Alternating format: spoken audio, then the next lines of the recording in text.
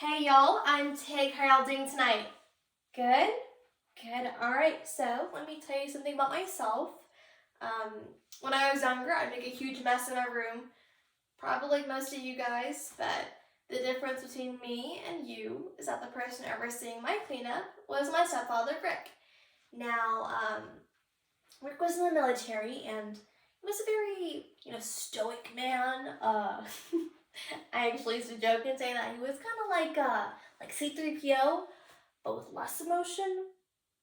And then it dawned on me recently that that joke actually doesn't make any sense because C-3PO is very emotional. He's all like, R2, where are you? Right? Anyway, so cleaning up my room, right? I was given it a lot of time, and then Rick would come in, and whatever was out of place, he'd take it and he'd put it in this large trash bag. As if the trash bag weren't enough, he'd take the trash bag and he'd lock it in the trunk of his car. Now, to get those toys back, I actually had to do chores to earn money to buy them back. Which I know that sounds kind of harsh, but I promise it wasn't. And, to be fair, they're priced pretty reasonably too.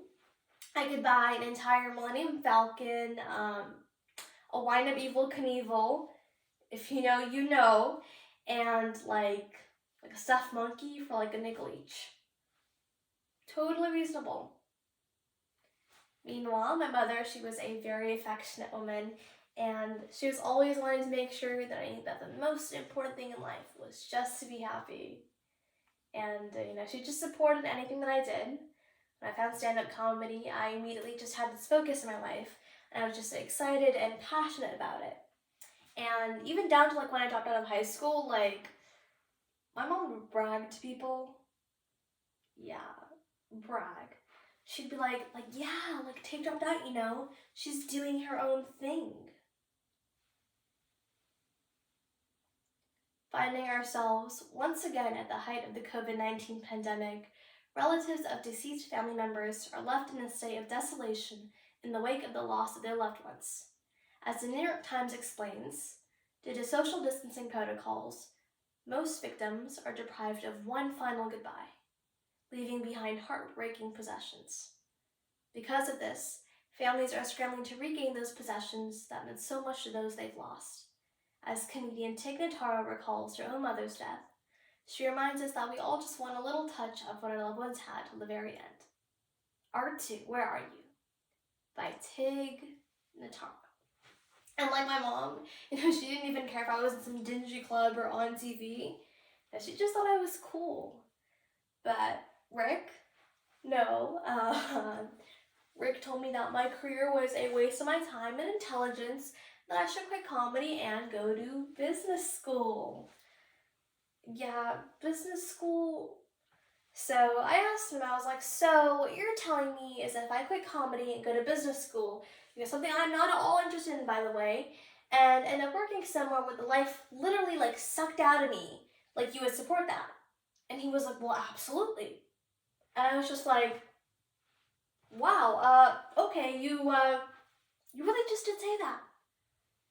Anyways, my phone rang last March and the word parents popped up on my caller ID. This is probably just my mom, it's my birthday today. Rick? Mind you, Rick has only called me 2 times my entire life. And the first time was to tell me that, well, I'm not quite sure, but the second time was this time.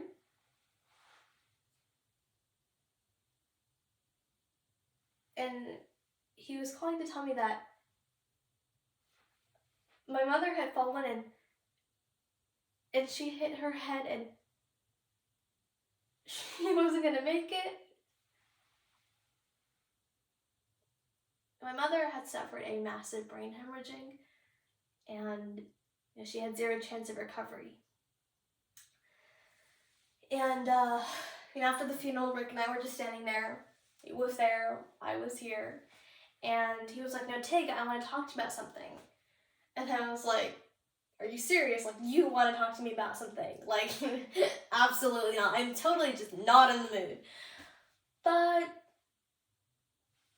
he persisted, and he was like, Tig, I want to talk to you about the time that you said I hurt your feelings the time I told you you should go to business school. And I was like, right, that hurt my feelings. But what really hurt my feelings was telling me that my career was a waste of my time and a waste of my intelligence. That was hurtful. And I'm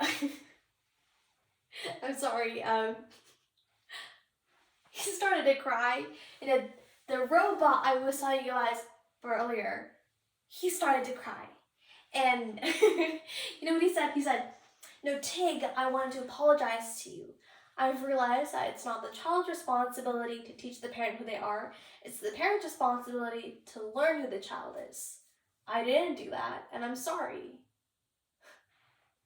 I didn't even realize how desperately I needed to hear that. And really the only thing that bumps me out about it is that my mom wasn't here to hear him tell me that. But, in the moment after the funeral, none of that mattered. I needed to get away from Rick, everybody, just everything. So I decided to drive up to my mother and Rick's house. And when I pulled in the driveway, it just really hit me like, gosh, like, my mother isn't in the house. And I walked inside.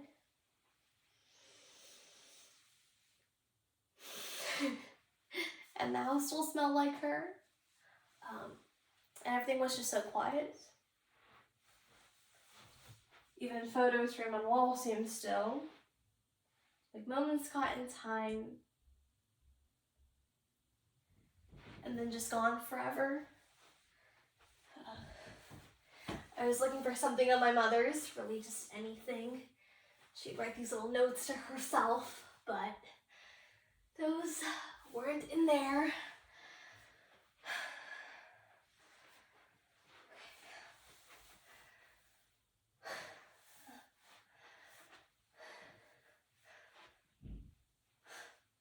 Nothing.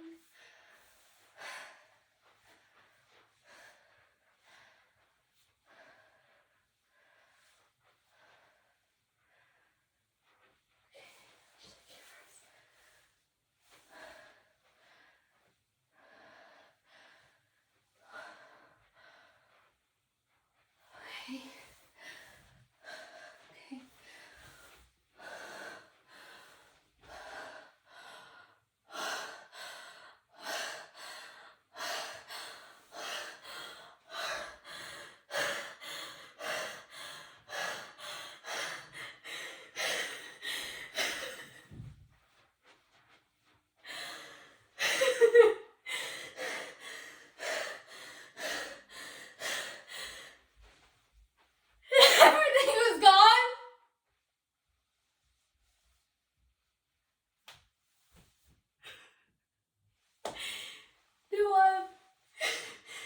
Rick, he had gone to the house like he had when I was a child in the trash bag. He took everything.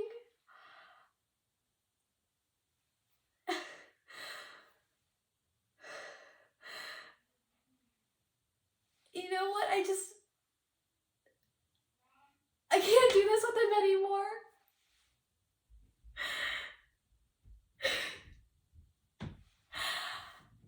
And,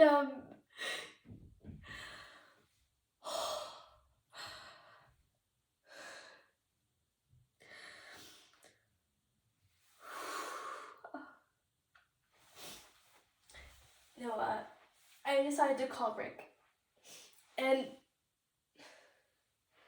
he told me to go into his bedroom and then to go into his closet and then look at the top shelf.